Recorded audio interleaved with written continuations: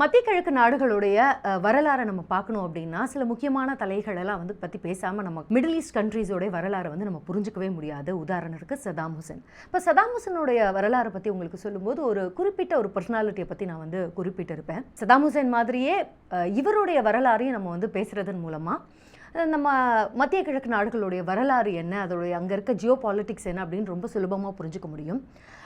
இன்னும் கிளியராக சொல்லணும் அப்படின்னா இவர் ஒரு சம்பவக்காரர் அப்படின்னு நம்ம சொல்லலாம். ஏன்னா இவர் செஞ்ச சம்பவம் அந்த மாதிரி மிடில் ஈஸ்டில். இப்போ சதாம் ஹுசேனை நீங்கள் டானாக பார்த்தீங்கன்னா இவர் டானுக்கெல்லாம் டான். அவர் ஒரு இன்ஸ்பிரேஷனாக பார்த்தீங்கன்னா இவர் சதாம் ஹுசேனுக்கே இன்ஸ்பிரேஷன். எகிப்தின் முன்னாள் அதிபர் அரேபிய சிங்கம் கமால் அப்துல் நாசர்.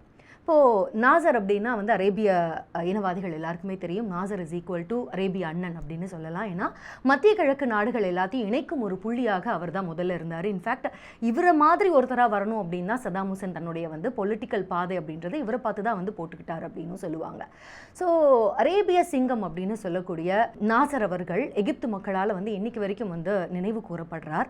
அவர் அந்த மாதிரியான நிறைய விஷயங்கள் unifying are middle east countries அப்படின்னு நிறைய விஷயங்கள் சம்பவங்கள் செஞ்சிருந்தாலும் அவர் இன்னைக்கு வரைக்கும் அவரை பற்றி பேசுறதுக்கு எகிப்து மக்கள் எகிப்து அப்படின்ற நாடு இருக்க வரைக்குமே இவங்க நினைவில் வச்சுக்கிற மாதிரியான ஒரு முக்கியமான வரலாற்று சம்பவம், ரொம்ப தைரியமான ஒரு சம்பவத்தை செஞ்சார்.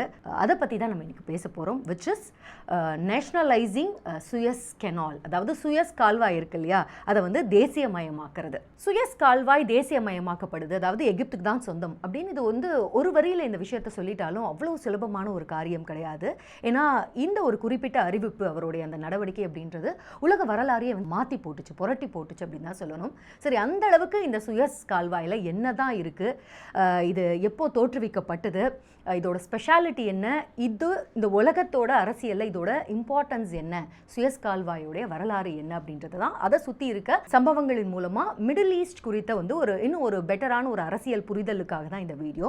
ஸோ இந்த வீடியோவில் 3 முக்கியமான, அதாவது சுயஸ் கால்வாயை பற்றி முக்கியமாக பார்க்க போகிறோம். ரொம்ப ரொம்ப முக்கியமான இந்த கால்வாயை பற்றி பார்க்க போகிறோம். இந்த வீடியோவில் நம்ம பார்க்குறதன் மூலமாக 3 முக்கியமான விஷயங்களை நம்ம தெரிஞ்சுக்கலாம். ஒன்று, அரேபிய சிங்கம் அப்படின்னு சொல்லக்கூடிய இந்த அப்துல் நாசர் அவர்களுடைய ஒரு தக் லைஃப், அவருடைய வரலாறு, எகிப்து புரட்சியெல்லாம் எப்படி நடந்தது அப்படின்றத பற்றி தெரிஞ்சுக்கிறோம்.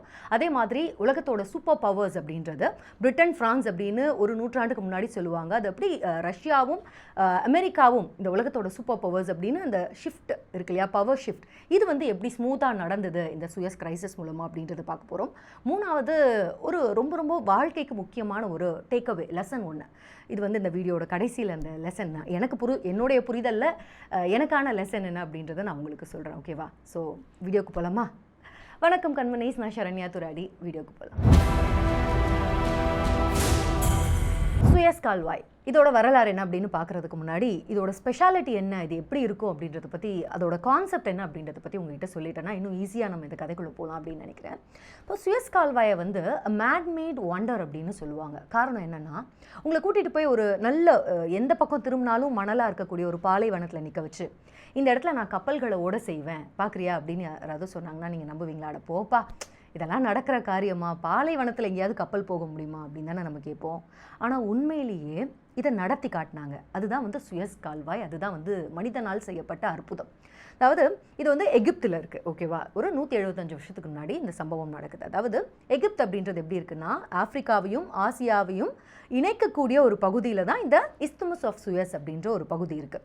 ஸோ இது எப்படி பார்த்தீங்கன்னா, இது ஒரு மணல் பாங்கான ஒரு நிலப்பரப்பு. இது ஒரு டெசர்ட், பாலைவனம் மாதிரியான இடம், பாலைவனம். ஸோ இந்த பக்கத்தில் பார்த்தீங்கன்னா சினாய் அப்படின்ற பாலைவனம் இருக்குது. இந்த பக்கத்தில், அதாவது இந்த இடத்தோட வலது பக்கத்தில் சினாய் பாலைவனம் இருக்குது, இடது பக்கத்தில் மெயின்லேண்ட் எகிப்தோடைய இடங்கள் எல்லாமே இருக்குது. இப்போ நடுவில் இருக்க இந்த மணற்பாங்கான இடத்துலக்கு மேலே பார்த்தீங்கன்னா வடக்கில் மத்திய தரைக்கடல், மெடிட்டரானியன் சி இருக்குது. அப்படியே கீழே அப்படி பார்த்தீங்கன்னா தெற்கு பக்கமாக பார்த்தீங்கன்னா செங்கடல், ரெட் சி இருக்குது. இப்போ என்னென்னா, இந்த குறிப்பிட்ட இடம் இருக்கு இல்லையா, இஸ்துமஸ் ஆஃப் சுயஸ் அப்படின்ற இடம், இதை ஒரு வாய்க்கால் மாதிரி வெட்டுறாங்க. வாய்க்கால் மாதிரி வெட்டி மத்திய தரைக்கடல்லேருந்து வரக்கூடிய கப்பல் இந்த வாய்க்கால் வழியாக கீழே செங்கடலுக்கு போகலாம். இதுதான் பிளான். இதை மனிதர்கள் இதை பிளான் போட்டு கையால் இதை வெட்டியிருக்காங்க. இது மேக்ஸிமம் வேலை மனுஷங்களுடைய கைகளால், ஒரு 60% கிட்ட கைகளால் அந்த வேலை அப்படின்றது பண்ணப்பட்டிருக்கு.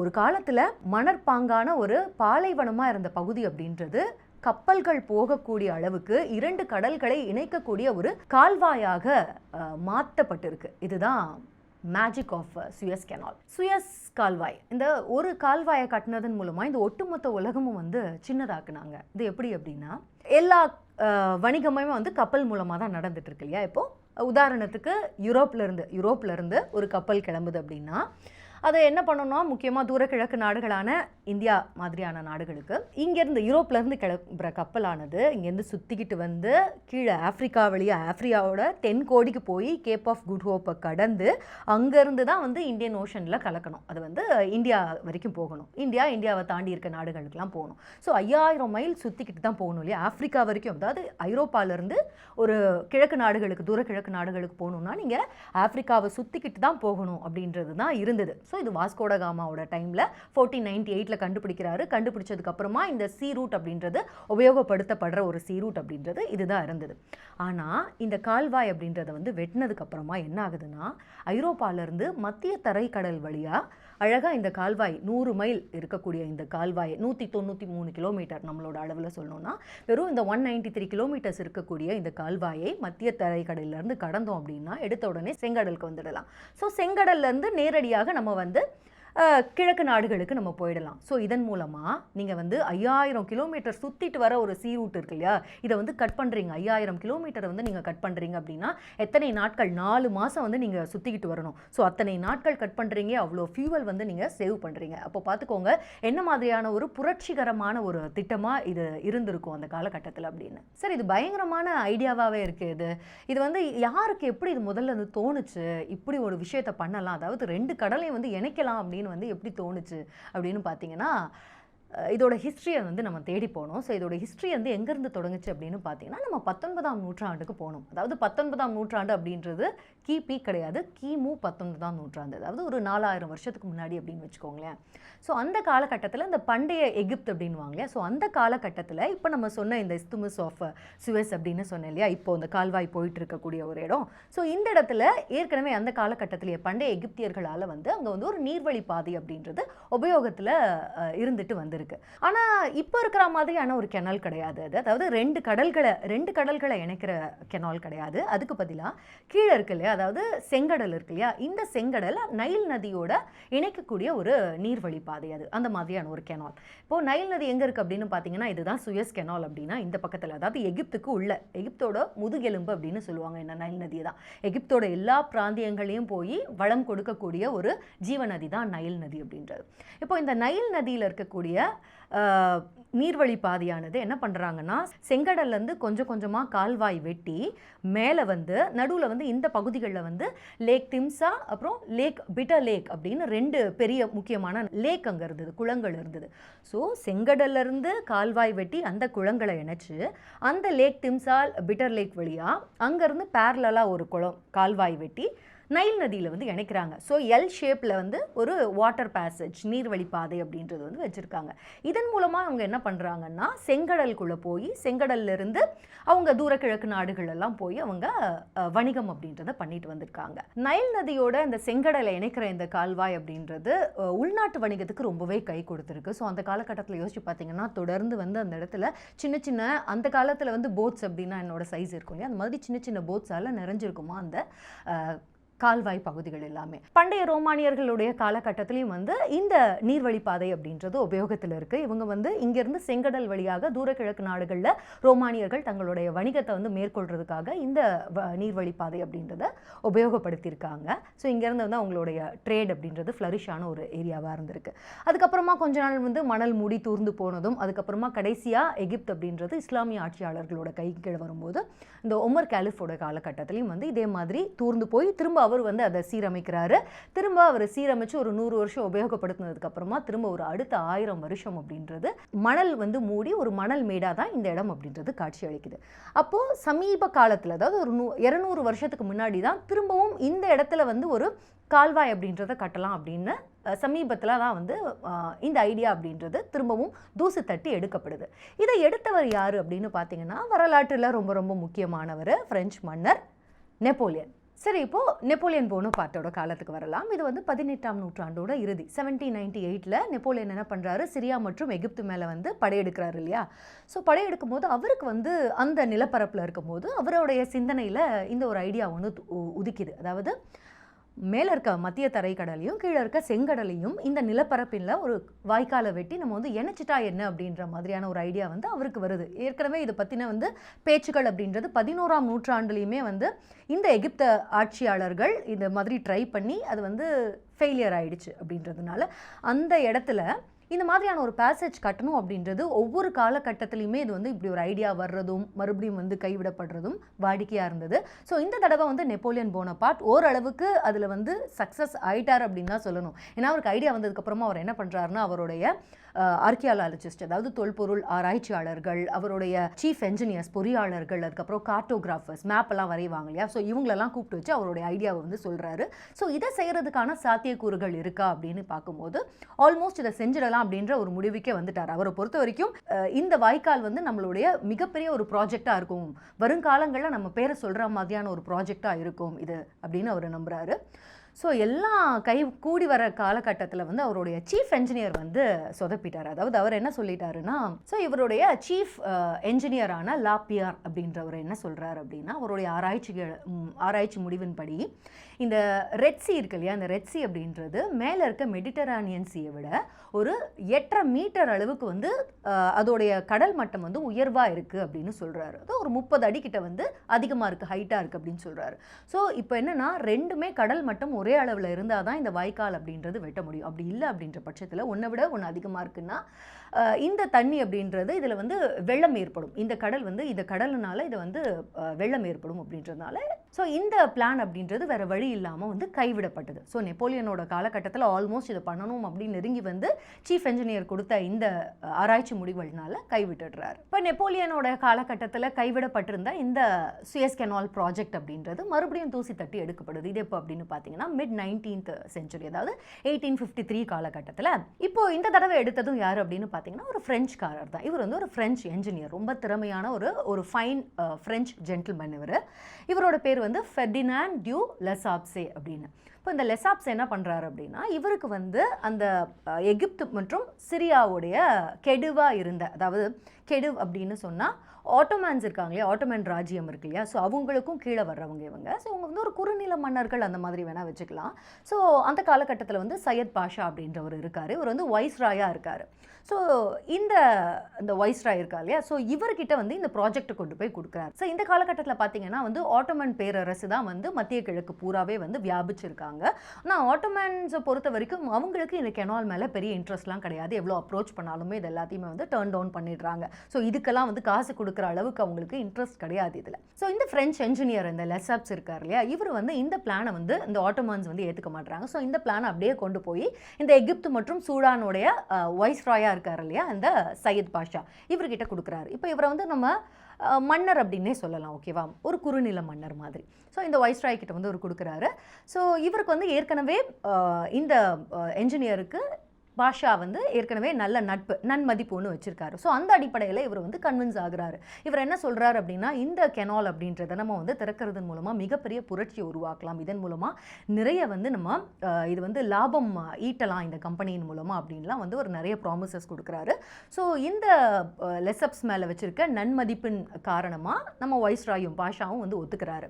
ஸோ ஒத்துக்கிட்டதுக்கு அப்புறமா இதுக்கான சாத்தியக்கூறுகள் என்னென்ன அப்படின்ற மாதிரியான திட்ட அறிக்கை அப்படின்றது வந்து சமர்ப்பிக்கப்படுது. இந்த திட்ட அறிக்கையின் மூலமாக இப்போ இந்த நெப்போலியன் காலகட்டத்தில் வந்து ஒரு சீஃப் என்ஜினியர் ஒரு ரிசல்ட் ஒன்று சொன்னார் அப்படின்னு சொன்னேன் இல்லையா, இந்த வந்து ஒரு கடல் அப்படின்றது ஒன்றை விட ஒன்று உயர்மட்டம் அதிகமாக இருக்குது, கடல் மட்டம் அதிகமாக இருக்குது அப்படின்றது. ஸோ அது வந்து அப்படி கிடையாது, அது வந்து உண்மை இல்லை. ரெண்டு கடலுமே மெடிட்டரானியன் அண்ட் செங்கடல் ரெண்டுமே வந்து ஒரே அளவில் தான் வந்து நீர்மட்டம் அப்படின்றது இருக்குது அப்படின்றது வந்து ப்ரூவ் பண்ணப்படுது. ஸோ இதன் அடிப்படையில் நம்ம தாராளமாக இந்த கால்வாய் அப்படின்றத கட்டலாம், ரெண்டு கடலையும் வந்து இணைக்கலாம் அப்படின்னு வந்து திட்ட அறிக்கை வந்து சமர்ப்பிக்கப்படுது. ஸோ இப்படியாக இந்த வைஸ்ராயோட ஒப்புதலுக்கு பிறகு 15th டிசம்பர் 1858 வந்து சுயஸ் கெனால் கம்பெனி அப்படின்றது வந்து சக்ஸஸ்ஃபுல்லி தொடங்கப்படுது. இப்போ ஆரம்பத்தில் பார்த்தீங்கன்னா இதோட ஷேர்ஸ் அப்படின்னா பெரும்பாலும் வந்து ஃப்ரெஞ்ச் இன்வெஸ்டர்ஸ் தான் அதிகமாக இதில் வந்து ஷேர்ஸ் கொடுத்துருந்தாங்க. அப்புறம் மீதி ஷேர்ஸ் அப்படின்றத வந்து நம்ம வைஸ்ராய் வந்து அந்த ஷேருக்கான கேபிட்டலை வந்து அவர் வந்து கொடுத்துருந்தாரு. இப்போது மற்ற நாடுகள்லாம் வந்து இதில் பெருசாக வந்து இன்ட்ரெஸ்ட் காட்டல. ஏன்னா ஆரம்பத்தில் இப்படி ஒரு திட்டத்தின் மேலே வந்து அதிகமாக யாருமே வந்து நம்பிக்கை வைக்கலை. அப்படின்றதுனால இந்த கம்பெனிக்கு, இந்த சுயஸ் கெனால் கம்பெனியோட ஷேர்ஸை வாங்குறதுல அந்த அளவுக்கு யாரும் இன்ட்ரெஸ்ட் காட்டல.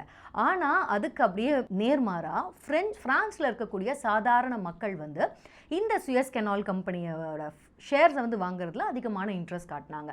இன்ஃபேக்ட் சொல்லணும்னா இதை வந்து ஃப்ரான்ஸில் பொறுத்த வரைக்கும் இதை வந்து ஷேர்ஸ் ஆஃப் த வெயிட்டர்ஸ் அப்படின்னு சொல்லுவாங்க. ஸோ எளிய மக்களுடைய கம்பெனி இது அப்படின்னு சொல்லுவாங்களாம். ஸோ அந்த காலகட்டத்தில் இதில் வந்து முதலீடு பண்ணுறது அப்படின்றது ஒரு கட்டத்தில் நம்மளை வந்து பணக்காரங்களாம் ஆக்கலாம் அப்படின்ற ஒரு நம்பிக்கையில் ஃப்ரெஞ்சு மக்கள் வந்து இது அதிகமாக இந்த ஷேர்ஸை வந்து வாங்கினாங்க அப்படின்னு சொன்னாங்க. இந்த சுயஸ் கெனால் கம்பெனிக்கும் இந்த மன்னர் இருக்கார் இல்லையா, ஸோ இவருக்கும் எகிப்து மன்னருக்கும் நடுவில் வந்து ஒரு முக்கியமான ஒரு அக்ரிமெண்ட் வந்து கையெழுத்தாகுது. இந்த கன்செஷனோட முக்கியமான அம்சம் என்ன அப்படின்னு பார்த்தோன்னா வந்து 99 இயர்ஸ் அக்ரிமெண்ட் வந்து இந்த சுயஸ் கெனால் கம்பெனிக்கு கொடுக்குறாங்க. அதாவது இந்த கால்வாய் கட்டினதுக்கு அப்புறமா இதனால் வர வருமானம், இதனால் வர பலன் அப்படின்றது வந்து 99 இயர்ஸ் இந்த சுயஸ் கெனால் கம்பெனி தான் வந்து இதை நிர்வாகம் பண்ணும் அப்படின்றது முக்கியமாக.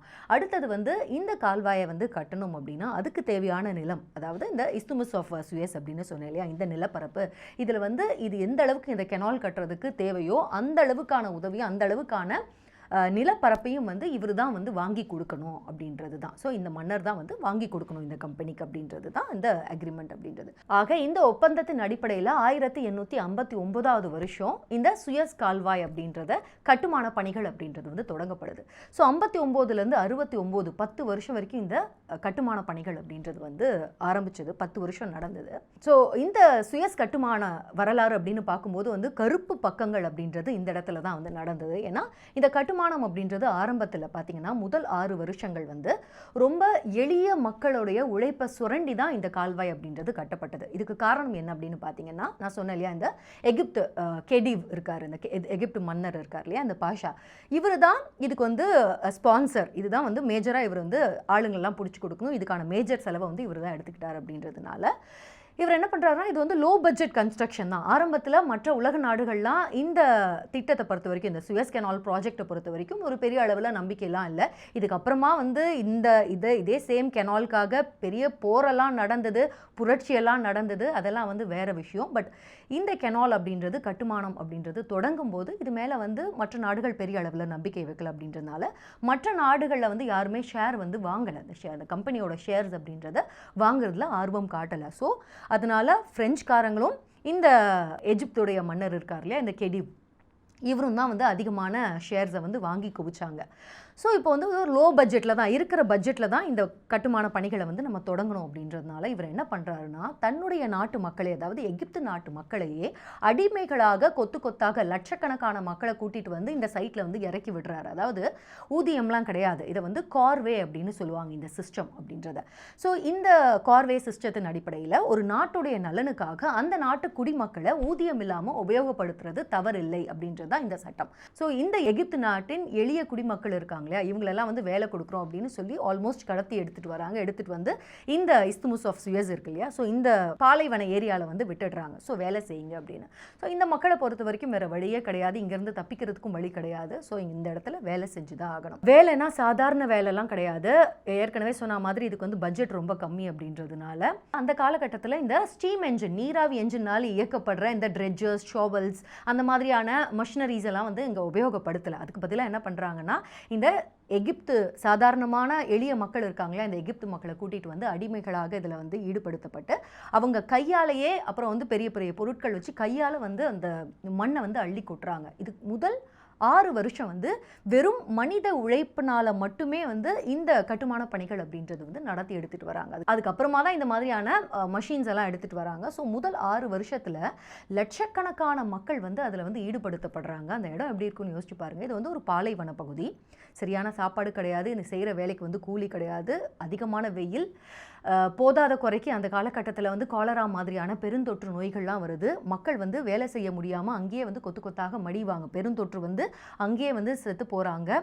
அதெல்லாம் அள்ளி போடுறது கூட ஆள் இல்லாமல் அங்கேயே வந்து மக்கள் வேர்வை சிந்தி உழைச்சிட்டு இருக்காங்க. கடும் வெப்பத்துக்கு நடுவில் வந்து கால் பட்னி அரை பட்னியோட வந்து மக்கள் அங்கே வேலை செஞ்சிட்டு இருக்காங்க. ஸோ அடிமைகளால் தான் இந்த பெரும்பாலான இந்த கட்டுமான பணிகள் அப்படின்றது வந்து நடந்துட்டு இருந்தது. ஸோ அந்த வகையில் வந்து முதல் 6 வருஷம் வந்து அடிமைகள், அதாவது இந்த எகிப்திய அடிமைகள் இருக்காங்க இல்லையா, தன்னுடைய நாட்டு மக்களே அடிமையாக்கி அவங்களுடைய வியர்வையினால தான் வந்து இந்த ப்ராஜெக்ட் அப்படின்றது பெரும்பாலான வேலை வந்து நடந்து முடிஞ்சுது. அந்த வகையில் பார்த்தீங்கன்னா இன்னைக்கு ஓடிட்டு இருக்க இந்த எகிப்து கெனாலில் ஓடுறது தண்ணி அப்படின்றது வெறும் எகிப்து தண்ணி மட்டும் கிடையாது, எகிப்து மக்களுடைய வியர்வையும் ரத்தமும் தான் அப்படின்னு சொன்னால் அது வந்து கண்டிப்பாக அண்டர் ஸ்டேட்மெண்ட்டாக தான் இருக்கும். வருஷம் 1869 நவம்பர் மாதம் இந்த சுயஸ் கெனால் அப்படின்றது வந்து கட்டி முடிக்கப்படுது. யாராலையும் இது வரைக்கும் முடியாது அப்படின்னு வந்து அவநம்பிக்கையோடு சொல்லப்பட்ட ஒரு விஷயம் ஃபைனலி கட்டு முடிக்கப்படுது. இதோட அகலம் அப்படின்னு பார்த்தீங்கன்னா வந்து 60 அடி அகலமும் 8 அடி ஆழமும் கொண்ட ஒரு கால்வாய் அப்படின்றது மனிதனால் உருவாக்கப்படுது. ஸோ அதனால தான் வந்து construction marvel of the time அப்படின்னு சொல்லுவாங்க. நம்பவே முடியல. இப்போ என்னன்னா இது வரைக்கும் இதுக்கு முன்னாடியெல்லாம் பார்த்தீங்கன்னா பண்டைய காலத்துலலாம் மெடிட்டரானியன் மத்திய தரைக்கடல் வரைக்கும் வந்து கப்பல்கள் வரும். கப்பல்கள் வந்ததுக்கப்புறமா அங்கேருந்து ஒட்டகத்தின் மேலே இந்த கப்பல்களில் இருந்த பொருட்கள்லாம் வந்து லைனாக ஒட்டகத்தின் மேலே அந்த கேரவான்ஸில் வந்து ஏற்றி இந்த மணற்பாங்கான இந்த பகுதியில் வந்து பாலைவனத்தில் நடந்து அதுக்கப்புறமா திரும்பவும் செங்கடல் வரும்போது திரும்பவும் எல்லாரும் கப்பலில் ஏறி அங்கேருந்து தான் கிழக்கு நாடுகளுக்கெல்லாம் போவாங்களாம். ஸோ அப்படி இருந்த ஒரு விஷயத்தில் நடுவில் எங்கே ஒட்டகம்லாம் நடந்ததோ கஷ்டப்பட்டு மக்கள் வெயிலில் வந்து பாலைவனமாக இருந்த பகுதிகள் எல்லாமே வந்து கப்பல் போகக்கூடிய ஒரு கால்வாயாக மாற்றப்பட்டிருக்கு. அதனால தான் வந்து இது வந்து அற்புதம் அப்படின்னு சொல்லுவாங்க. எகிப்தோடைய ஒரு அற்புதம் அப்படின்னு இந்த சுயஸ் கெனாலை சொல்லுவாங்க. ஸோ அப்படியாக 1869 ஒரு பெரிய ஒரு கோலாகலமான விழா அப்படின்றது வந்து அரேஞ்ச் பண்ணப்படுது. ஸோ இதில் வந்து பிரெஞ்சு பேரரசி யூஜின் மகாராணியும் வந்து வராங்க. அது மட்டும் இல்லாமல் உலகத்தோட முக்கியமான ஆட்கள்லாம் வராங்க. இப்போ இந்த கெடிவ் இருக்கார் இல்லையா, இந்த பாஷா, ஸோ இவருடைய குடும்பத்தினரும் வந்து கலந்துக்கிறாங்க. இப்போது இந்த கெனாலை பொறுத்த வரைக்கும் இந்த கெனால் மெடிட்டரானியன் கடலில் வந்து ஆரம்பிக்குது இல்லையா. ஸோ இங்கே வந்து போர்ட் சையத் அப்படின்ற ஒரு துறைமுகமும் அதுக்கப்புறம் இந்த கெனால் போகிற வழியில் வந்து 2 முக்கியமான சிட்டிஸ், ஒன்று வந்து சிட்டி ஆஃப் இஸ்மாலியா, இன்னொன்று சிட்டி ஆஃப் சுயஸ் அப்படின்னு 2 முக்கியமான சிட்டிஸும் வந்து நிறுவப்படுது. ஸோ இப்படியாக இந்த முடிக்க முடியாத ஒரு விஷயம் அப்படின்றது வந்து தொடங்கப்படுது.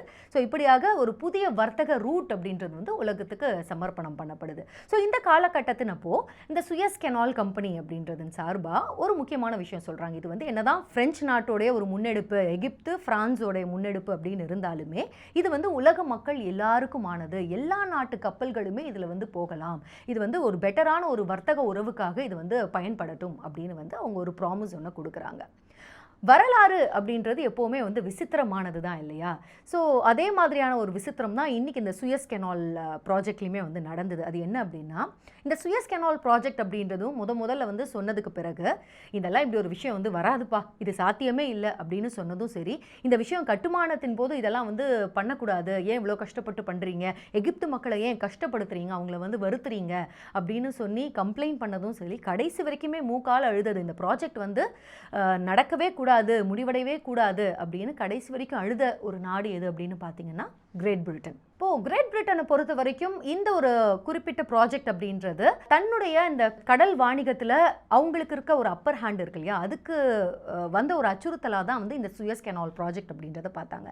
காரணம் என்ன அப்படின்னா இது வந்து பிரான்ஸ் மற்றும் எகிப்தோட முன்னெடுப்பு தான் இந்த ஒரு கெனால் அப்படின்றது. ஸோ இதன் மூலமாக நம்மளுடைய நம்ம வியாபாரத்துக்கு வந்து ஏதாவது அச்சுறுத்தல் வந்துருமோ, நம்ம வந்து நம்மளோட டாமினேஷன் எங்கே குறைஞ்சிருமோ அப்படின்னு ஆரம்பத்திலிருந்தே கிரேட் பிரிட்டன் வந்து இந்த கெனால் ப்ராஜெக்டை பார்த்து பயந்துட்டு தான் இருந்தாங்க. அதோட வெளிப்பாடாக தான் ஆரம்பத்திலேயே இதுக்கு வந்து ஸ்பான்சர் பண்ணணும் அப்படின்னும் போது ஆட்டோமன் பேரரசை வந்து கலைச்சி விட்டதும் சரி, அதே மாதிரி இந்த ஷேர் ஹோல்டர்ஸ் கிட்டலாம் வந்து இப்படி ஒரு ப்ராஜெக்ட்லாம் வந்து இதுலையா காசு போட போகிறீங்க, இது வந்து செல்லுபடியே ஆகாது, இது நடக்கவே நடக்காத ஒரு விஷயம் அப்படின்னு வந்து இவங்க அவநம்பிக்கையை கொடுத்ததா இருக்கட்டும் சரி, அதே மாதிரி இந்த ப்ராஜெக்ட் ஆரம்பித்து கட்டிகிட்டு இருக்கும்போது எகிப்திய மக்கள் வந்து அடிமைகளாக யூஸ் பண்ணிட்டு இருக்கீங்க, இந்த வெஸ்டர்னர்ஸ் பிரெஞ்சு மக்கள் மட்டும் வந்து டெக்னாலஜிக்கல் அட்வான்ஸ்மெண்ட்ஸ் அந்த டெக்னாலஜிக்கல் ஒர்க்கில் இருக்காங்க, இந்த ஹையரார்க்கியில் வந்து கடைநிலையில் எகிப்து மக்களுடைய உழைப்பு வந்து இதில் சுரண்டப்படுது அப்படின்னு ஆடு நனைதேன்னு ஓனா கவலைப்பட்ட கதையாக வந்து பிரிட்டன் கடைசி வரைக்கும் எல்லாத்துலேயுமே முட்டுக்கட்டை அப்படின்றது வந்து போட்டுகிட்டே இருந்தாங்க.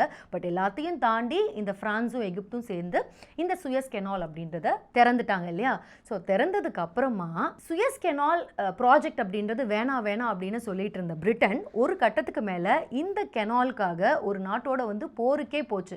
அந்த வரலாறு வந்து எப்படி, இந்த வரலாற்று விசித்திரம் அப்படின்றது எப்படி நடந்தது அப்படின்ற கதைக்குள்ளே இப்போ நம்ம போகலாம். இப்போ இந்த சுயஸ் கெனால் அப்படின்றது வந்து திறக்கிறாங்க இல்லையா, 1869 திறக்கிறாங்க. கரெக்டாக எண்ணி ஒரு 6 வருஷத்தில் என்ன ஆகுது அப்படின்னா, இந்த பாஷா இருக்கார் இல்லையா, அந்த மன்னர் கெடிவ் இருக்கார் இல்லையா, ஸோ இவர் வந்து ஒரு சம்பவத்தை செஞ்சு விட்டுடுறாரு. அதுதான் என்ன அப்படின்னா வந்து அவருடைய ஷேர்ஸை வந்து விற்றுது.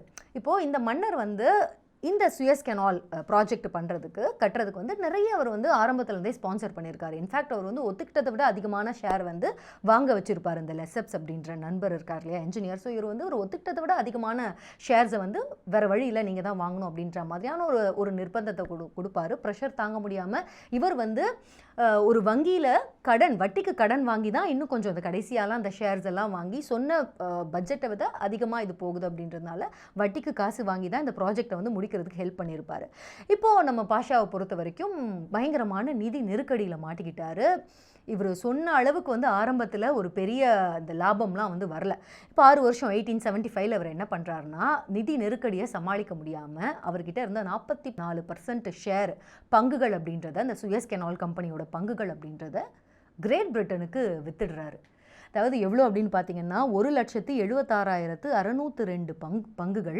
இதை வந்து அந்த காலகட்டத்திலேயே கிரேட் பிரிட்டன் வந்து 4 மில்லியன் பவுண்ட் அளவுக்கு விலை கொடுத்து வாங்கிடுறாங்க. இந்த சுயஸ் கெனால் கம்பெனியில் வந்து பிரான்ஸ் மாதிரியே ஒரு முக்கியமான சம அளவு பங்குதாரராக இவங்களும் உள்ளே வந்துடுறாங்க. இப்படியா வந்து பிரிட்டன் அப்படின்றது எது வேணாம் அப்படின்னு வந்து சொல்லிட்டு இருந்தாங்களோ அந்த ப்ராஜெக்டுக்குள்ளேயே வந்து ஒரு பெரிய உரிமை எடுத்துக்கிட்டு கிரேட் பிரிட்டன் வந்து உள்ளே வந்து சேஃபாக உட்காந்தாச்சு. இப்போ உட்காந்த கையோட பிரிட்டன் என்ன பண்ணுது அப்படின்னா, எகிப்தில் வந்து உள்ள நிறைய நிர்வாகத்தில் எல்லாத்துலேயுமே வந்து உள்ள தலையிட ஆரம்பிச்சிச்சு.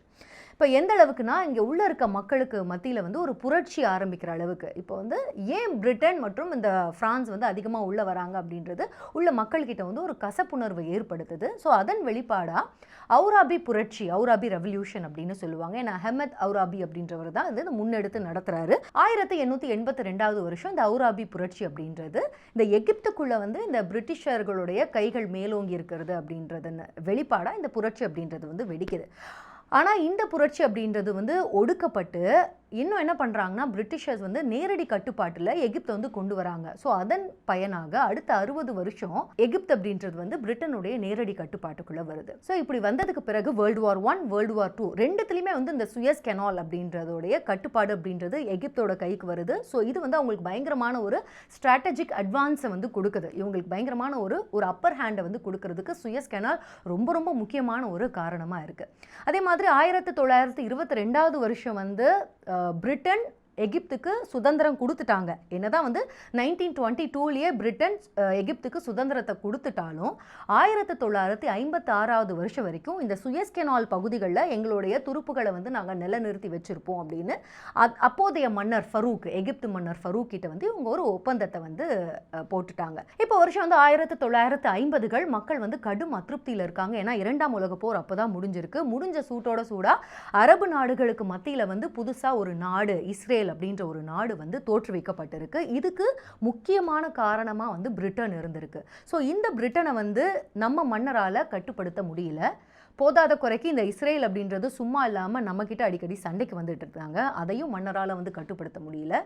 இன்னும் போதாத குறைக்கு இந்த உலக போரெல்லாம் முடிஞ்சிருச்சு, ஏன் நமக்கு சுதந்திரம் கொடுத்தாச்சு அப்படின்னு பேப்பரில் இருக்குது. ஆனால் இன்னைக்கு வரைக்கும் நம்மளுடைய சுயஸ் கெனால் பகுதிகளில் வந்து இந்த பிரிட்டானிய துருப்புகள் இருக்கு இல்லையா, இதெல்லாம் வந்து இன்னும் விரட்டாமல் அங்கேயே தான் இருக்காங்க. இவங்களெல்லாம் நம்ம மன்னரால் விரட்டி அடிக்க முடியல அப்படின்றதுனால இந்த மன்னர் ஃபரூக் மேலே வந்து அந்த மக்களுக்கு, எகிப்து மக்களுக்கு பயங்கரமான ஒரு எதிர்ப்பு உணர்வு, பகை உணர்வு அப்படின்றது வெடிக்குது. ஸோ இந்த உணர்வின் வெளிப்பாடாக தான் எகிப்து புரட்சி அப்படின்றது வந்து மலருது. 1952 வருஷம் எஜிப்த் ரெவல்யூஷன், எகிப்திய புரட்சி அப்படின்றது வந்து வெடிக்குது. மன்னராட்சி முடிவுக்கு வருது. அதன் பொருட்டு 1953 வருஷம் வந்து எகிப்து குடியரசாக பிரகடனப்படுத்தப்படுது. இப்போ இந்த புரட்சியை முன்னெடுத்துட்டு போனவர் தான் வந்து அப்துல் நாசர். இப்போ நம்ம கதை ஆரம்பத்தில் சொன்னோம் இல்லையா, நம்மளுடைய ஹீரோ. ஸோ ஃபைனலி நம்ம ஹீரோ என்ட்ரி வந்து வந்தாச்சு. ஸோ இந்த அப்துல் நாசர் அவர் அப்படின்றது வந்து அரேபிய நாடுகளின் ஒரு முகமாக, யூனிஃபையிங் ஃபோர்ஸாக வந்து அவர் அந்த காலகட்டத்தில் இருந்தார். அதனால தான் அவர் வந்து அரேபிய சிங்கம் அப்படின்னு கூட சொல்லுவாங்க. இப்போ நாசர் ஏன் வந்து அந்த அளவுக்கு முக்கியமானவர் அப்படின்னு பார்த்தீங்கன்னா, இப்போ நாசர் அதிபராக வந்த காலகட்டம் அப்படின்றது வந்து ரொம்ப ரொம்ப முக்கியமான ஒரு காலகட்டம், கொதிகை நிலையில் இருந்த ஒரு காலகட்டம் அப்படின்னு சொல்லணும். ஏன்னா அப்பதான் வந்து இந்த கோல்டு வார் அப்படின்றது தொடங்கி உச்சத்தில் இருந்த ஒரு காலகட்டம். 1947லேருந்து இந்த கோல்டு வார் அப்படின்றது ரஷ்யாவுக்கும் அமெரிக்காவும் வந்து நடக்குது இல்லையா. ஸோ நாடுகளை பொறுத்த வரைக்கும் நீங்கள் வந்து கேபிட்டலிஸ்ட் வெஸ்ட் பக்கமா இல்லை கம்யூனிஸ்ட் ஈஸ்ட் பக்கமா அப்படின்னு ஏதாவது ஒரு நிலைப்பாட்டில் இருக்க வேண்டிய ஒரு காலகட்டம்.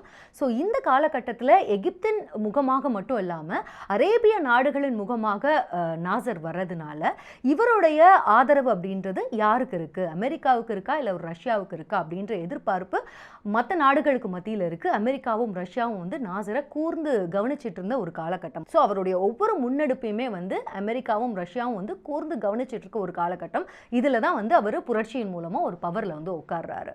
அமெரிக்காவும் பிரிட்டனும் என்ன பண்ணுறாங்க அப்படின்னா, இப்போ அரேபிய நாடுகள் கிட்ட வந்து ஒரு நல்ல பேரை வாங்கணும். ஏன்னா கோல்டு வார் காலகட்டம் இல்லையா. ஸோ நம்ம உதவாமல் போயிட்டு அவங்க எங்கே ரஷ்யா பக்கமாக வந்து போயிடுவாங்களோ, சாஞ்சிடுவாங்களோ அப்படின்ற பயத்தில் இவர்கிட்ட வந்து ஒரு நல்ல மதிப்பு பெறணும், நல்ல ஒரு உறவை மெயின்டைன் பண்ணணும் அப்படின்றதுனால ரொம்பவே பிரயத்தனப்படுறாங்க. அதன் விளைவாக இவங்க என்ன பண்ணுறாங்கன்னா, பிரிட்டன் என்ன பண்ணுதுன்னா, இங்கே அந்த 1956 வரைக்கும் இந்த ட்ரூப்ஸ் எல்லாம் நிறுத்தி வச்சிருப்போம் அப்படின்னு சொன்னோம் இல்லையா, அந்த ட்ரூப்ஸ் எல்லாத்தையுமே வந்து எடுத்துக்கிறாங்க, டேக்கிங் பேக். அந்த சுயஸ் கெனால்ல இருந்த பிரிட்டன் ட்ரூப்கள் எல்லாத்தையுமே வந்து பின்வாங்கிடுறாங்க. அடுத்ததாக அஸ்வான் டேம் அப்படின்ற கூடிய ஒரு முக்கியமான கட்டுமான பணிகளுக்கு வந்து இவங்க ஃபண்ட் பண்ணுறோம், நாங்கள் ஸ்பான்சர் பண்ணுறோம் அப்படின்னு ஏற்றுக்கிறாங்க அந்த செலவை. அதாவது இந்த அஸ்வான் டேம் ப்ராஜெக்ட் அப்படின்றது எகிப்தோடைய நவீன எகிப்தோடைய வளர்ச்சிக்கு ரொம்ப ரொம்ப முக்கியமான ஒரு அணை. நைல் நதிக்கு குறுக்கில் வந்து அந்த அணை அப்படின்றது கட்டப்படணும். ஸோ அதுக்கான செலவை வந்து நாங்கள் பண்ணுறோம் அப்படின்னு ஸ்பான்சர்ஷிப் ஏற்றுக்கிறாங்க. அமெரிக்காவும் பிரிட்டனும் வந்து ஒரு ஒரு நல்ல எண்ணத்தை வளர்த்துக்கணும், நல்லுறவை வளர்த்துக்கணும் எகிப்தோடு அப்படின்றதுக்காக வந்து இந்த ஒரு செலவு அப்படின்றத ஏற்றுக்கிறோம் அப்படின்னு வந்து கமிட்மெண்ட் ஒன்று கொடுத்துட்றாங்க. இப்போ இந்த பக்கம் பார்த்தீங்கன்னா அவங்க பண்ணது எல்லாமே வந்து பேக் எண்டில் அரேபியர்களுக்கு பெரும் தொல்லையாக இருந்துட்டு இருக்கக்கூடிய இஸ்ரேல் அப்படின்ற நாடை உருவாக்குனதும் பிரிட்டனும் அமெரிக்காவும் தான். அதே சமயம் இவங்களுக்கு வந்து உங்களுக்கு நாங்கள் நல்லது பண்ணுறோம் அப்படின்னு கமிட் பண்ணுறதும், அரேபியர்களுக்கு நாங்கள் நல்லது பண்ணுறோம் அப்படின்னு கமிட் பண்ணிக்கிறதும் இதே அமெரிக்கா மற்றும் பிரிட்டன் தான் ஆச்சா.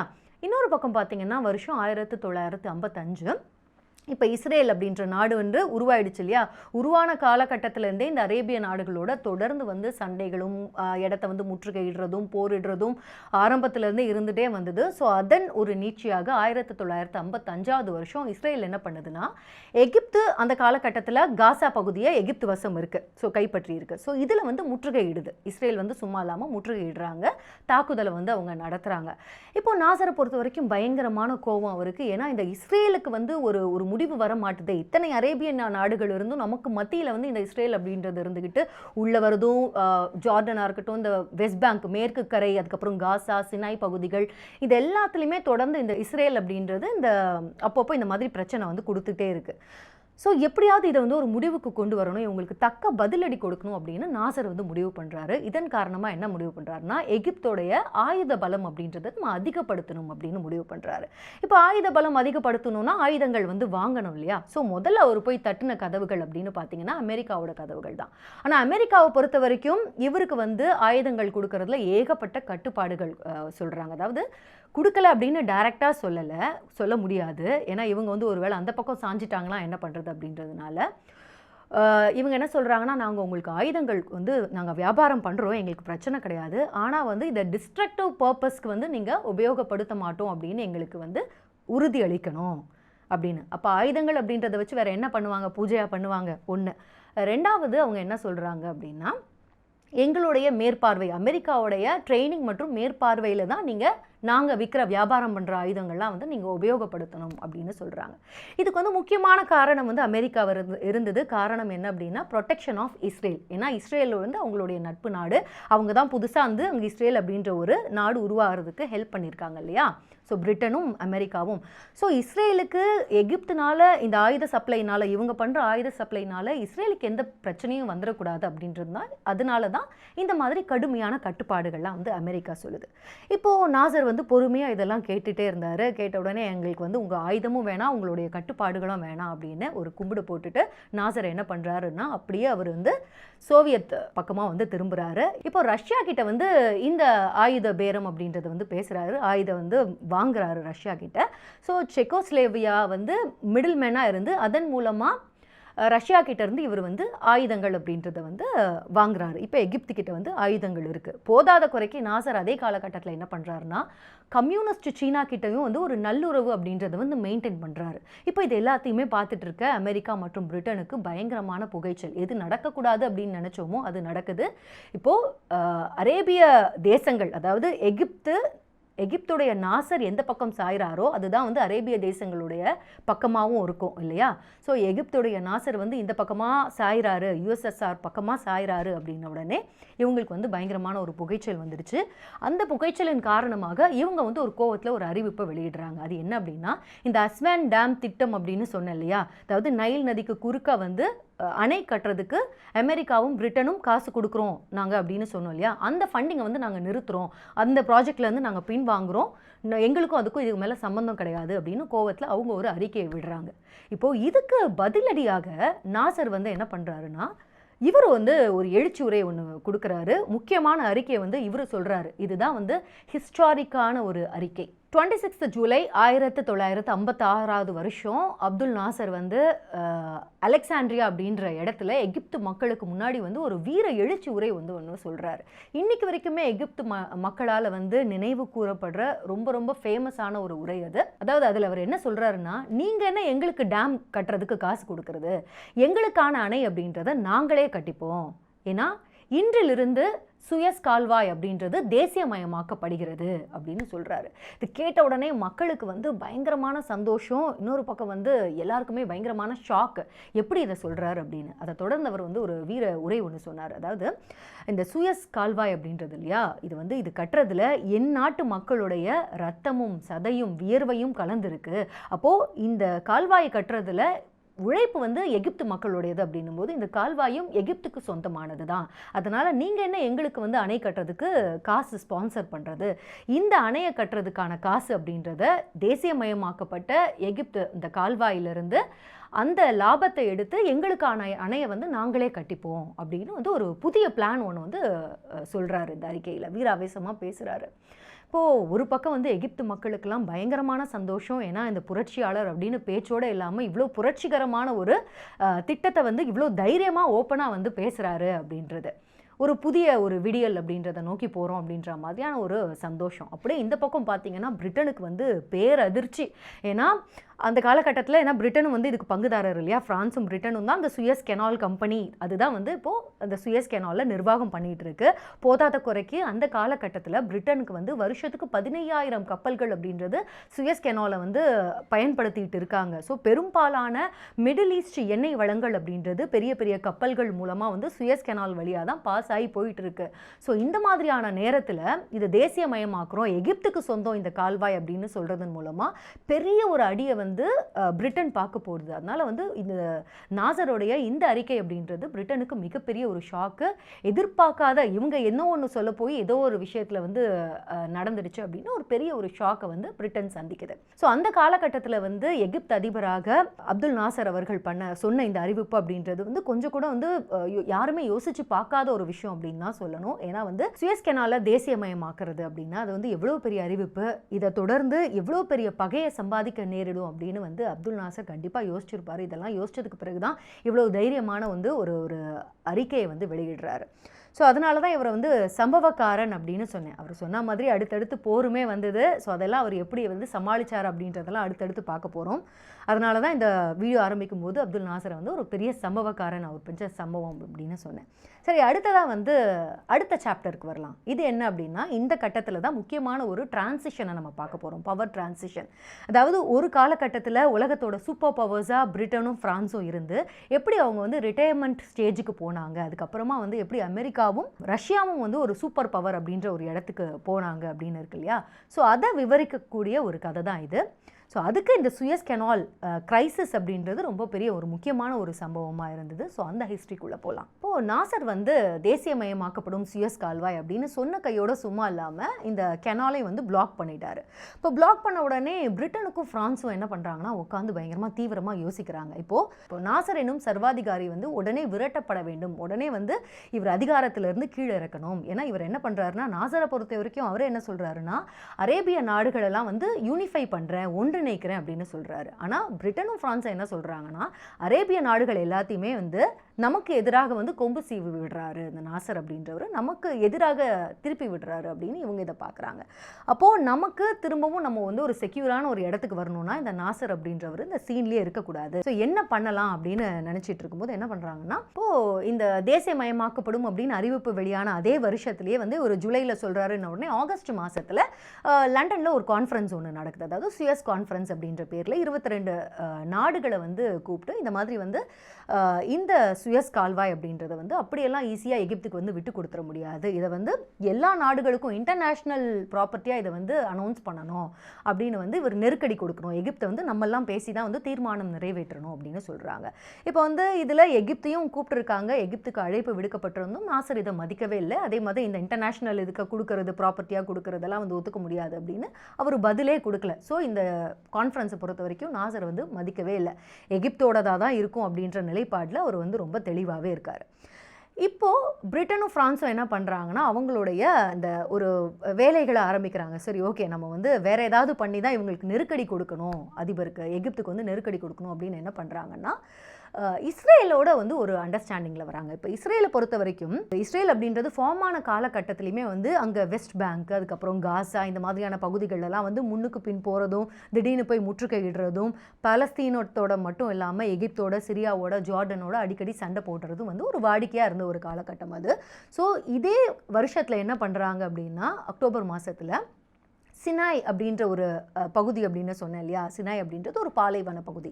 அதாவது நடுவில் கெனால் இருக்குது அப்படின்னா கெனாலோட வலது பக்கத்தில் இந்த சினாய் பாலைவன பகுதி இருக்கும், இடது பக்கத்தில் தான் வந்து மெயின்லேண்ட் எகிப்து இருக்குது. ஸோ இந்த சினாய் பகுதியில் வந்து திடீர்னு இஸ்ரேல் என்ன பண்ணுறாங்கன்னா வந்து பேராட்ரூப்பர்ஸை வான்வழியாக இறக்கி இங்கே வந்து முற்றுகையில் வந்து ஈடுபடுறாங்க. இப்போ இந்த சினாய் பாலைவன பகுதியில் வந்து இந்த இஸ்ரேலிய படைகள் வந்து கைப்பற்றினதோடு இல்லாமல் முன்னேறி வந்துட்டு இருக்காங்க. இப்போ எகிப்து வந்து சும்மா இருக்காது இல்லையா, எகிப்து வந்து பதில் தாக்குதல் கொடுக்குது. ஸோ இப்படியாக வந்து ரெண்டுமே சண்டை போட்டுட்ருக்கு, எகிப்தும் இஸ்ரேலும் வந்து தீவிரமான சண்டை போட்டுட்ருக்கு இந்த சினாய் அந்த பகுதியில், சினாய் பாலைவன பகுதியில்.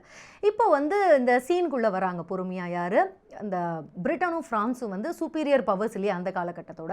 உடனே அவங்க என்ன சொல்கிறாங்கன்னா, ஒரு அல்டிமேட்டம் கொடுக்குறாங்க, வந்து எகிப்துக்கு வந்து ஒரு வார்னிங் கொடுக்குறோம், நாங்கள் இந்த சண்டையை வந்து இதோட விட்டுறணும், அடுத்த 10 மணி நேரத்துக்குள்ளே வந்து இந்த பிரச்சனையெல்லாம் அப்படியே விட்டுட்டு யார் யார் எது வரைக்கும் இடம் பிடிச்சி வச்சுருக்கீங்களோ அங்கேயே வந்து இந்த பிரச்சனை இதோட விட்டுறணும், சண்டையை வந்து நிறுத்தணும், அப்படி இல்லைன்னா நாங்கள் இதில் வந்து உள்ளே வருவோம் அப்படின்ற மாதிரியான ஒரு அல்டிமேட்டம் கொடுக்குறாங்க.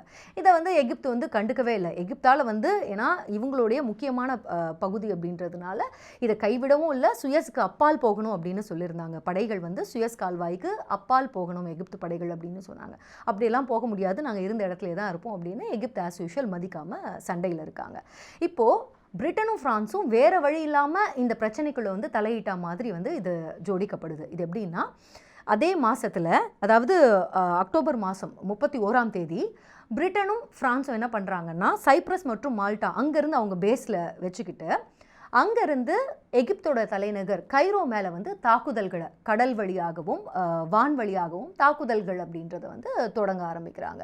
இப்போ எகிப்தை பொறுத்த வரைக்கும் வந்து இந்த 2 நாடுகளோட தாக்குதல் அப்படின்றத வந்து சமாளிக்கவே முடியல. ஏன்னா 2 வழியிலுமே வந்து தாக்குதல்கள் அப்படின்னு நடந்துட்டு இருக்கு. ஆயிரக்கணக்கான மக்கள் வந்து வீடுகளை இழக்கிறாங்க. அதுக்கப்புறம் வந்து ஒரு 600 காவலர்கள் படைகளில் இருந்தவங்களாம் வந்து கொல்லப்படுறாங்க. இந்த கைரோ நகரம் முழுக்கவே வந்து குண்டு மழை அப்படின்றது வந்து வீசப்படுது. எல்லாமே வந்து பெரும்பாலான மக்கள் தங்களுடைய வீடுகளை வந்து ப்ராப்பர்ட்டிஸு வீடுகள் எல்லாத்தையுமே இழக்கிற ஒரு நிலைக்கு தள்ளப்படுறாங்க. எகிப்தால் வந்து தாக்கு பிடிக்க முடியாத ஒரு ரொம்ப பலவீனமான ஒரு இடத்துல தான் இருக்குது. இப்போ இந்த நேரத்தில் முதல் 6 நாள் வந்து இந்த குண்டு மழை பொழிஞ்சிட்டு இருக்குது. இவங்க 2 பேரும் சேர்ந்து போதாததுக்கு இஸ்ரேல் வந்து சினாய் பகுதியில் அவங்களுடைய சண்டை அப்படின்றத தொடர்ந்து போட்டுக்கிட்டே தான் இருக்காங்க. ஸோ 3 நாடுகளும் ஒரே நேரத்தில் எகிப்துக்கிட்ட வந்து சண்டை போட்டுட்டு இருக்கும்போது இந்த கடுமையான ஒரு காலகட்டத்தில் தான் வந்து ஐக்கிய நாடுகள் குரல் கொடுக்குறாங்க. அது மட்டும் இல்லாமல் முதல் முறையாக அந்த காலகட்டத்தில் கோல்டு வார் காலகட்டத்தில் முதல் முறையாக அமெரிக்கா மற்றும் ரஷ்யா ரெண்டும் சேர்ந்து ஒரு கண்டனத்தை தெரிவிக்கிறாங்க பிரிட்டன் மற்றும் பிரான்ஸுக்கு எதிராக. இப்போ அமெரிக்க பிரசிடென்ட் ஐசன்ஹார் என்ன சொல்கிறாருன்னா, பிரிட்டன் மற்றும் பிரான்ஸ் செஞ்சிட்ருக்க இந்த சண்டையில் வந்து தர்க்க ரீதியாகவும் சட்ட ரீதியாகவும் வந்து இதில் கொஞ்சம் கூட நியாயமே கிடையாது, இதை நீங்கள் பண்ணுறது ரொம்ப ரொம்ப தப்பு அப்படின்னு சொல்கிறாரு. அதுலேயும் ரஷ்ய அதிபர் வந்து இன்னும் ஒரு படி மேலே போய் அவர் என்ன சொல்கிறாரு அப்படின்னா, நிகிதா குருஷேவ் ரஷ்யா பிரைம் மினிஸ்டர் அவர் என்ன சொல்கிறாருன்னா, நீங்கள் இதே மாதிரி பண்ணிட்டு இருந்தீங்கன்னா பாரிஸ் மற்றும் லண்டன் 2 ஊர்களையுமே வந்து நான் ராக்கெட் லான்ச் பண்ணிடுவேன் அப்படின்னு வந்து டைரெக்டாக மிரட்டலே வந்து கொடுக்குறாரு. ஸோ பிரிட்டனும் ஃப்ரான்ஸும் வந்து கொஞ்சம் ஆடி தான் போயிட்டாங்க. இப்போது அமெரிக்காவும் ரஷ்யாவும் ஒரு பக்கம் இந்த மாதிரி வந்து ஒரு கண்டனம் தெரிவிச்சிட்டு இருக்காங்க அப்படின்னு பார்த்தீங்கன்னா, அப்படியே இந்த பக்கம் வந்து இவங்க யுனைடெட் நேஷன்ஸ் வந்து அவங்க ஒரு பக்கம் வந்து அவங்க ஒரு மிரட்டல் வந்து கொடுக்குறாங்க. அவங்க என்னன்னா, நீங்கள் உடனடியாக சீஸ்ஃபயர் அதாவது போர் நிறுத்தத்தை வந்து அனௌன்ஸ் பண்ணலை அப்படின்னா உங்கள் மேலே வந்து 2 நாடுகள் மேலேயும் வந்து எக்கனாமிக் சாங்ஷன்ஸ் வந்து போடப்படும் அப்படின்னு, பொருளாதார நிபந்தனைகள் வந்து போடப்படும் அப்படின்னு சொல்கிறாங்க. அதே மாதிரி இவங்களுக்கு IMF மூலமாக பிரிட்டனுக்கு வந்து வர வேண்டிய லோன்ஸ் இது இருக்குது, கடன்கள்லாம் இருக்குது, அதையும் வந்து நிறுத்திடுவோம் அப்படின்னு அமெரிக்கா இன்னொரு பக்கத்துலேருந்து வந்து நெருக்கடி கொடுக்குறாங்க. இப்போ இந்த காலகட்டத்தில் பிரிட்டனை பொறுத்த வரைக்கும் 2ஆம் உலகப் போர் முடிஞ்ச காலகட்டத்திலையுமே வந்து கடுமையான ஒரு பொருளாதார நெருக்கடியில் தான் இருந்தது. ஸோ 2ஆம் உலகப் போருக்கு அப்புறமாவே வந்து ஒரு காலனியாக வந்து விட்டு கொடுத்துட்டு வந்த ஒரு காலகட்டம் அது. ஸோ IMFும் வந்து லோன் தராது, எக்கனாமிக் சாங்ஷன்ஸ்லாம் வந்து வரப்போகுது அப்படின்னு சொன்னோடனே பிரிட்டன் வந்து கொஞ்சம் பயந்து தான் போயிட்டாங்க.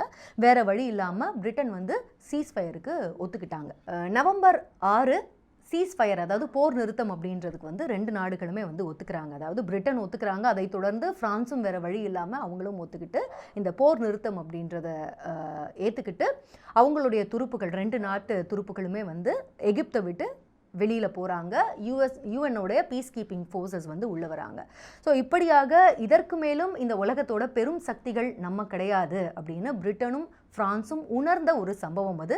உணர்ந்த அப்படின்னு சொல்கிறதுக்கு பதிலாக உணர்த்தப்பட்ட சம்பவம் அது அப்படின்னு தான் சொல்லணும். இப்படியாக போர்லேருந்து மீண்டு வந்த எகிப்து கடைசியாக 1963 வருஷம் இந்த சுயஸ் கெனால் கம்பெனிக்கு வந்து கடைசி ஷேரை வந்து கொடுத்ததன் மூலமாக, அதாவது காம்பன்சேஷனை கொடுத்ததன் மூலமாக முழுக்க தேசியமயமாக்கப்பட்ட ஒரு கம்பெனியாக மாறுது. அதாவது சுயஸ் கெனால் கம்பெனி அப்படின்றதுலேருந்து சுயஸ் கெனால் அத்தாரிட்டி அப்படின்னு முழுக்க எகிப்திய ஒரு கம்பெனியாக இந்த சுயஸ் கெனால் அப்படின்றது வந்து கையகப்படுத்தப்படுது. ஸோ அன்றிலிருந்து இன்று வரை எகிப்தோடைய மிகப்பெரிய ஒரு வருமான பலமாக இந்த சுயஸ் கெனால்லேருந்து வரக்கூடிய அந்த வருமானம் அப்படின்றது பொருளாதாரத்துக்கு, எகிப்து பொருளாதாரத்துக்கு மிகப்பெரிய ஒரு பலமாக இருக்குது. சரி, ஓகே, இப்போ வந்து தேர்ட் பார்ட்டுக்கு வரலாம். அதுதான் வந்து இந்த டேக்அவே, இந்த ஹிஸ்ட்ரியில் டேக்அவே. இந்த வரலாற்று சம்பவத்தை பொறுத்த வரைக்கும் நான் ஒரு விஷயத்தை வந்து அது டேக்அவேவாக எடுத்துக்கணும் அப்படின்னு நினைக்கிறேன். அது என்ன அப்படின்னா, அப்துல் நாசர் அவர்களுடைய இந்த முடிவு, இப்போ இந்த முடிவு இருக்கு இல்லையா, அந்த தேசியமயமாக்கணும் அப்படின்றது. ஸோ அந்த காலகட்டத்தில் எகிப்து வந்து இப்பேற்பட்ட ஒரு தைரியமான ஒரு முடிவு எடுக்கும்போது இந்த ஹிஸ்ட்ரி வந்து ஒருவேளை அமெரிக்காவும் ரஷ்யாவும் இதில் தலையிட்டு இந்த போரை வந்து முடிவுக்கு கொண்டு வராமல் இருந்திருந்தா, பிரிட்டனையும் ஃப்ரான்ஸையும் கட்டுப்படுத்தாமல் இருந்திருந்தா இந்த வரலாறு வந்து வேறையாக திரும்பி இருக்கலாம். இது வந்து மிகப்பெரிய ஒரு டிசாஸ்ட்ரஸ் டெசிஷனாக கூட நாசருக்கு இது ஆயிருக்கலாம். எகிப்துக்கே இது டிசாஸ்ட்ரஸான ஒரு பேரழிவை கொடுக்கக்கூடிய ஒரு முடிவாக ஆகியிருக்கலாம். ஆனால் அங்கே ஏதோ ஒரு அற்புதம் ஒன்று நடந்தது. அந்த காலகட்டத்தில் அமெரிக்காவை பொறுத்த வரைக்கும் அந்த பனிப்போர் காலகட்டத்தில் ரஷ்யா வந்து ஹங்கேரியை ஆக்கிரமிப்பு பண்ணிட்டு இருந்தாங்க. ஸோ அந்த விஷயத்தில் கவனம் வந்து திசை திரும்ப வேணாம் அப்படின்றதுனால பிரிட்டனையும் ஃப்ரான்ஸையும் வந்து கட்டுப்படுத்தினாங்க அப்படின்னு வரலாற்று ஆய்வாளர்கள் சொல்கிறாங்க. எப்படியோ ஏதோ ஒன்று நடந்து அந்த நேரத்தில் சரியாக எகிப்துக்கு வந்து அமெரிக்காவும் ரஷ்யாவும் சேர்ந்து வந்து குரல் கொடுத்து காப்பாற்றினாங்க. ஸோ இதை வந்து நாசர் அவர்களுடைய தைரியம் அப்படின்னு சொல்கிறதா, இல்லை வந்து காக்கா உட்கார பழம் விழுந்த கதையா? இவர் ஒன்று வந்து குருட்டு தைரியத்தில் ஒன்று சொல்கிறாரு, ஆனால் எங்கேயோ ஏதோ ஒரு அற்புதம் நடந்து ஹிஸ்டாரிக்கல் யூ டர்ன் நடந்து சேராத 2 சக்திகள் ரெண்டும் ஒரு விஷயத்துக்கு இறங்கி வந்து பேசி அவங்க வந்து ஒரு சாதகமான ஒரு முடிவை வந்து எகிப்துக்கு வந்து ஏற்படுத்தி கொடுத்துருக்காங்க. ஸோ இதிலேருந்து எனக்கு ஒரு டேக்அவே என்ன எனக்கு தோணுது அப்படின்னா, ஏதாவது ஒரு விஷயம் வந்து உங்களுக்கானதாக இருந்தால் raise your voice for what is rightfully yours. உங்களுக்கானது எது நியாயமோ அதுக்கு வந்து தைரியமாக குரல் கொடுங்க. ஸோ அது வந்து உண்மையாக இருக்கும் பட்சத்தில் ஏதோ ஒரு அற்புதம் நிகழ்ந்து உங்களுக்கானதை வந்து உங்ககிட்டே கொண்டு வந்து சேர்க்கும் அப்படின்றது தான். ஸோ எனக்கு தெரியல, இந்த ஹிஸ்ட்ரியை வந்து படிக்கும்போது இதுதான் எனக்கு தோணுச்சு. So raise your voice for what is rightfully yours. Yeah, beautiful. So with the thought, உங்களுக்கு இந்த ஹிஸ்ட்ரி உங்களுக்கு வந்து நிறைய புரிதலை கொடுத்துருக்கோம் மிடில் ஈஸ்ட் பற்றி அப்படின்னு நான் நம்புகிறேன். என்னால் முடிஞ்ச வரைக்கும் நியாயமான ஒரு ஹிஸ்ட்ரியை சொல்லியிருக்கேன் அப்படின்னு நம்புகிறேன். ஸோ இந்த ஹிஸ்ட்ரியை சொல்கிறதுக்கு எனக்கு ரொம்ப உபயோகமாக இருந்த ஒரு புத்தகம் அப்படின்னா வந்து நான் ஃபஸ்ட்டு தமிழில் நிலமெல்லாம் ரத்தம் சொல்லிடுவேன், பாராகவன் அவர்களோடது. கண்டிப்பாக படிங்க. மிடில் ஈஸ்ட் பற்றி உங்களுக்கு நிறைய புரிதலை இந்த புத்தகம் வந்து கொடுக்கும். மற்ற என்ன புத்தகங்கள்லாம் அப்படின்றதெல்லாம் வந்து டெஸ்கிரிப்ஷனில் வந்து நான் ஆட் பண்ணுறேன். மறுபடியும் வேறு ஒரு இன்ட்ரெஸ்டிங்கான வீடியோவில் உங்கள் எல்லாரையும் சந்திக்கிறேன். தேங்க்ஸ் ஃபார் வாட்சிங் கண்மணிஸ்.